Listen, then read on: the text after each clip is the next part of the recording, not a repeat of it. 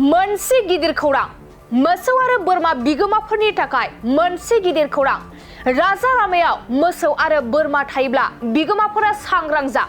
जुदि सोरनिबा मोसौ बोरमाखौ राजा लामायाव नुनो मोनो अब्ला मोसौ बोरमा बिगोमाया जुरिमाना होनांनायजों लोगोसे साजाबो मोननो हागौ थारैनो मोसौ आरो बोरमा फिग्राफोरा माखासे नेमखान्थिफोरखौ गनायनानै लाथारनांगोन मानोना राजा लामायाव मोसौ आरो बोरमाफोरनि जाहोनावनो गोबां लामानि जाब्रबथाय जायो राजा लामा बिबानगिरिफोरनिफ्राय मोनसे सांग्रांथि रादाब फोसावनाय जादों जुदि सोरनिबा मोसौ बोरमाखौ राजा लामायाव नुनो मोनो अब्ला बिगोमाया जुरिमाना होनांगोन नंगौ मोसौ आरो बोरमा बिगोमाफोरनि थाखाय मोनसे गिदिर खौरां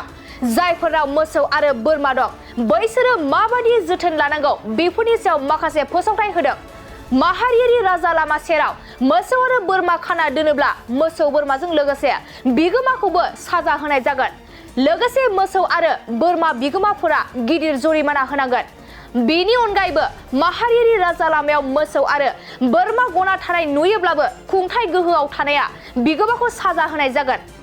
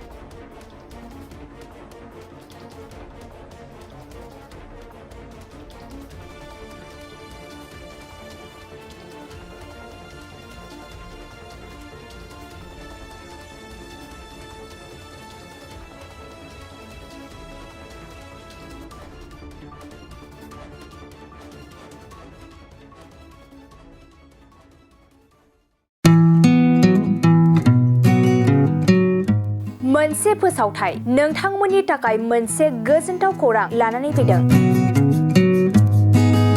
चिरां जिल्लानि सिङाव थानाय काजलगावनि सिफुं हटेलखौ गुवाहाटी नोगोरनि साखाथियाव थानाय सानसारियाव गोदानै मोनसे सिफुं हटेल ब्रान्च खुलिनाया नोंथांमोननि थाखाय गोजोनथाव खौरां लानानै फैदों नोंथाङाबो जुदि गुवाहाटीयाव थायोब्ला एबा गुवाहाटी नोगोराव दावबायहैनाय समाव बर'नि दोरोङारि ओंख्रिखौ जानो लुबैयोब्ला गुवाहाटी नोगोरनि साखाथियाव थानाय सानसारियाव गोदानै बेखेवनाय सिफुं हटेलाव थांनानै जाहैनो हागोन बे सिफुं हटेलाव नोंथाङा बाङाय बेसेनावनो बर'नि गोबां गुबुन गुबुन दोरोङारि जाग्रा ओंख्रिफोरखौ मोननो हागोन अनला दाउ सबाय दाउ अमाजों नारजि मैथा अमा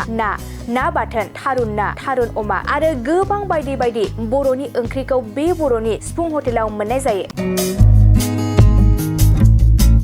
सोरबाफोर जुदि बे सिफुं हटेलाव बर'नि संनाय खावनायखौ जानो थाखाय सिगांग्रो अर्डार हरनोब्ला नैबे 9864747796 9954772037 जामबुं नम्बराव कल खालामनानै बुकिं खालामहरनो हागोन